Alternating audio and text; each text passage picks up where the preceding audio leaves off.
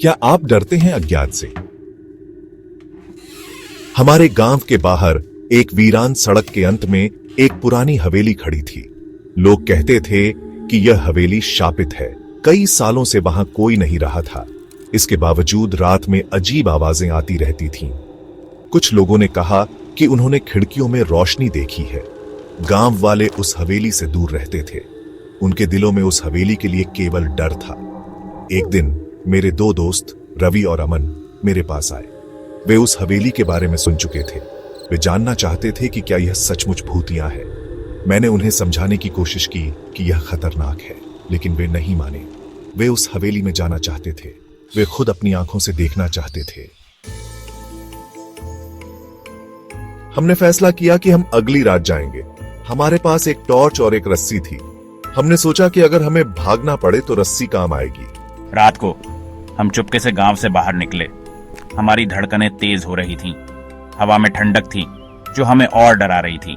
जैसे जैसे हम हवेली के करीब पहुंचे, हमारा डर बढ़ता गया। हवेली के दरवाजे पर एक जंग लगा ताला था।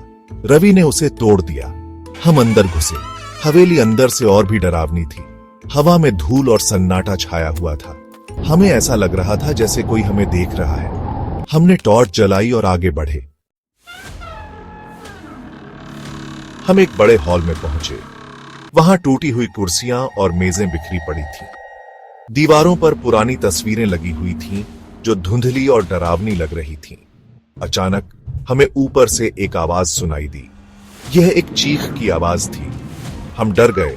हमारे रोंगटे खड़े हो गए। हम ऊपर की ओर भागे।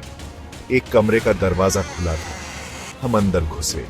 कमरा खाली था, लेकिन हमें फर्श पर एक गुड़िया पड़ी हुई दिखाई दी।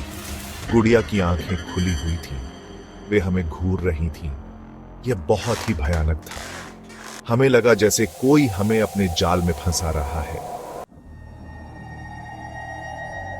अचानक हमने देखा कि एक सफेद साया कमरे में घूम रहा है। यह एक महिला की आकृति थी।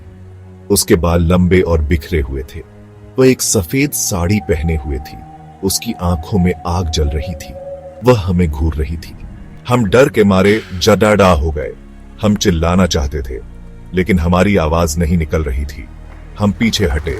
S4 media group of friends stepping back in fear, people retreating in a dark, spooky environment, added stock, added distribute _ equally.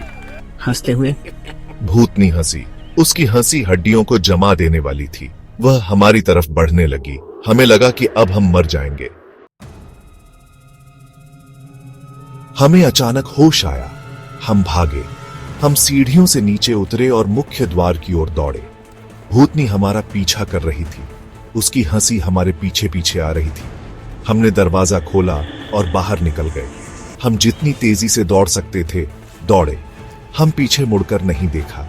हम उस रात के बाद फिर कभी उस हवेली के पास नहीं गए। हमें नहीं पता कि वह भूतनी कौन थी या वह हमसे क्या चाहती थी, लेकिन हम यह कभी नहीं भूल सकते कि उस हवेली में हमने क्या देखा।